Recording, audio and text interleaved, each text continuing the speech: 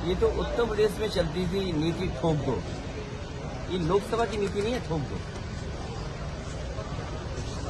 ठोक दो उसमें क्या समझा? जो यूपी में हो रहा था वही होगा।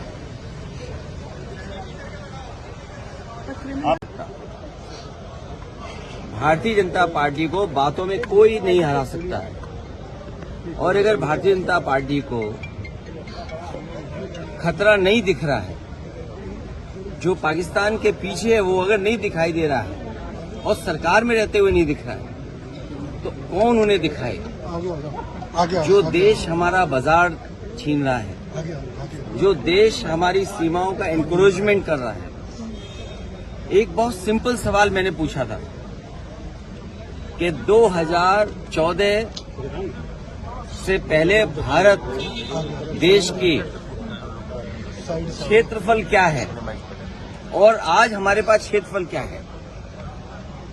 भारतीय जनता पार्टी को कम से कम ये बताना चाहिए कि 2014 और आज तक भारत का क्षेत्रफल बढ़ा है कि घटा है कि वैसा ही का वैसा है।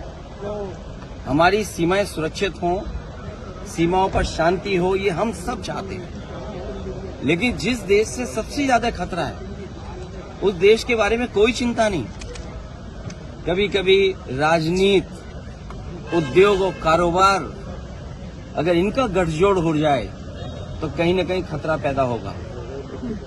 और जहां आत्मनिर्भर की बात थी कि हमारा देश आत्मनिर्भर हो, मैन्युफैक्चरिंग सेक्टर बढ़े, वहीं हम ट्रेडर कंट्री बन गए हों। आज सबसे ज्यादा ट्रेड डेफिसिट किसके साथ है? और अगर ट्रेड डेफिसिट जिस देश के साथ है जो समय समय पर अमीर के लिए तो आने दे रहा है चीजें, लेकिन अगर हमारे गरीब और किसान के लिए खाद चाहिए तो उसको नहीं आने दे रहा है। बार बार आतंकवादी भारत की जमीन पर कैसे आ रहे, हिंदुस्तान की जमीन पर कैसे पहुंच रहे, इसका जवाब कौन देगा? कि बार बार टेररिस्ट हमारी जमीन पर आ जा रहे हैं।